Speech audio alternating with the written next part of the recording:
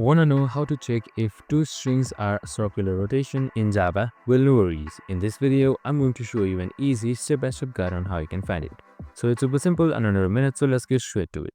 Now, I have this short code with me right here. So this shows if two strings are circular rotation.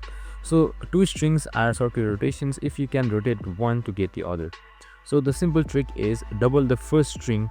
So right now, if B is a rotation of A, it must appear inside A plus A. So for example, ABCDE plus ABCDE equals to ABCDE ABCDE. So it comes in twice. And CDEAB is there, so it's a rotation. So as you can see in this code as well.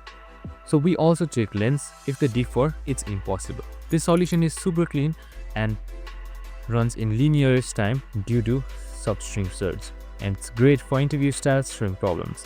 And that's it. You can just simply see the results as well and you're good to go. I hope this video helped. If it did, make sure to like, subscribe and tune in with us for more of these videos. See you in the next one.